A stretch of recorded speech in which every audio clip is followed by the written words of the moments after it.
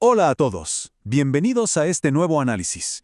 Hoy vamos a sumergirnos en la historia de uno de los vehículos más icónicos y, siendo sinceros, más inesperados del siglo XX. Vamos a dar un recorrido técnico e histórico por una verdadera maravilla de la ingeniería de la Guerra Fría, un proyecto monumental que literalmente movilizó a toda la Unión Soviética. Ya saben, casi siempre que pensamos en esta época, lo primero que se nos viene a la mente es la carrera espacial o la industria armamentista, ¿verdad? Pero resulta que hay una historia fascinante sobre cuatro ruedas que definitivamente merece ser contada.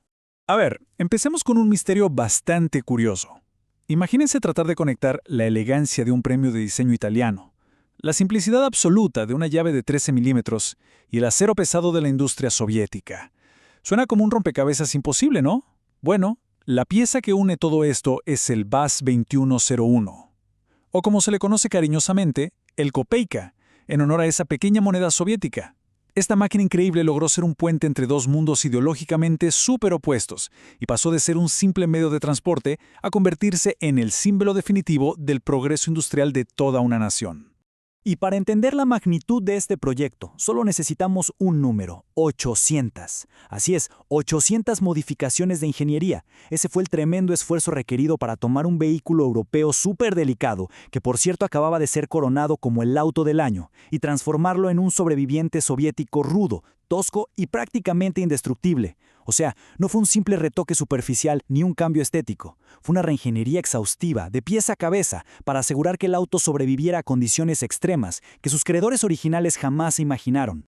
Pasemos a la primera sección, el Pacto del Siglo, una alianza inesperada. Veamos cómo resolvieron esta enorme crisis de movilidad pensando totalmente fuera de lo convencional. Para ponernos en contexto, a mediados de los 60, la Unión Soviética tenía una urgencia gigantesca de motorizar a su inmensa población. Pero el gran problema era que no tenían un diseño nacional que pudieran producir en masa rápidamente. Entonces, todo se movió a la velocidad de la luz en esta línea de tiempo.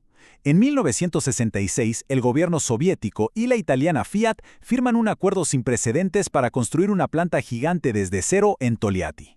Mientras tanto, en 1967, el modelo base, el Fiat 124, gana el cotizado premio de auto del año en Europa. Y tras un esfuerzo industrial bárbaro, en abril de 1970, el primer VAZ-2101 sale triunfante de la línea de ensamblaje, marcando el inicio de toda una era. Y esto nos lleva a la sección 2, Ingeniería de resistencia, sobreviviendo a las estepas. Porque, seamos realistas, ese elegante diseño italiano simplemente no iba a sobrevivir allá afuera.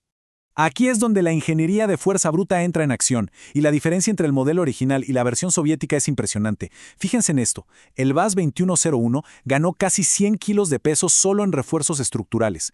El despeje del suelo lo tuvieron que subir de 130 a 170 milímetros, algo absolutamente vital para no dejar el chasis destrozado en caminos sin pavimentar.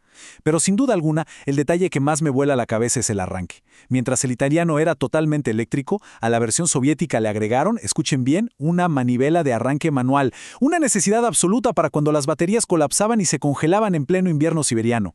Y claro, para garantizar que este auto fuera un roble, el corazón del vehículo tenía que cambiar por completo. Los ingenieros dijeron adiós al motor original y armaron un diseño mucho más moderno con un árbol de levas en la culata. Este motorcito de 4 cilindros y 1.2 litros daba unos modestos 60 caballos de fuerza y 87 Nm de par, todo alimentado por un carburador de doble cuerpo. A ver, la idea aquí no era ganar carreras de velocidad, para nada. El objetivo real era que el motor aguantara un estrés térmico brutal, operando sin problema desde un calor infernal hasta un frío que te congela los huesos. Ahora, la transformación no se quedó solo bajo el capó. El chasis prácticamente lo inventaron de nuevo. Estamos hablando de usar una carrocería de acero muchísimo más grueso. Le pusieron una suspensión delantera independiente de doble horquilla y un eje trasero rígido súper reforzado con 5 barras de empuje, todo diseñado específicamente para tragarse esos baches profundos de las calles sin deformarse. Y ojo con este detalle súper innovador. Usaron frenos de tambor traseros hechos de aluminio. ¿Por qué aluminio y no acero convencional? Pues lo eligieron a propósito para resistir la tremenda corrosión causada por la sal y el barro de esos inviernos soviéticos que destruyen cualquier cosa. Ahora entramos a la sección 3, Evolución de la dinastía, la familia Shiguli y Lada. Lo increíble de este nivel de reingeniería es que no solo arregló un auto, sino que creó una plataforma mecánica tan robusta que permitió expandir toda la línea de producción rapidísimo. Del sedán original salió el Buzz 2102, que era la súper práctica versión familiar o station wagon. Después llegó el Buzz 2103, la propuesta de lujo con 4 faros muy llamativos y un motor más grande de 1.5 litros. Y luego el 21011 con sus retoques estéticos. ¿Y saben qué es lo mejor? Que gracias a su innegable resistencia, estos autos fueron un éxito masivo de exportación, encontrando mercados buenísimos en Europa Occidental, Canadá y, por supuesto, rodando por toda América Latina. Y así llegamos a la sección 4, el legado del Copeica, un clásico de culto moderno. Para que se den una idea de lo inmenso que fue esto, aunque el modelo original dejó de producirse en el 82, la plataforma base siguió viva en las fábricas hasta el 2012. Y la genialidad de este auto se resume en algo espectacular. Su mecánica era pero tan sencilla y accesible, que casi cualquier falla en medio de la nada se podía arreglar usando solo 2 herramientas básicas, una llave de 13 milímetros y un destornillador. Esto obviamente no fue accidente, era toda una filosofía de diseño pensada en la autonomía del usuario, algo súper necesario en regiones donde encontrar un taller mecánico era casi imposible y las distancias eran inmensas. Bueno, llegó la hora de desmentir un mito urbano súper famoso. Por muchísimas décadas se ha rumoreado que la legendaria dureza de la carrocería de estos autos venía de fundir y reciclar tanques y buques de guerra soviéticos. Suena increíble, ¿verdad? Pero la realidad es mucho más técnica y menos de película.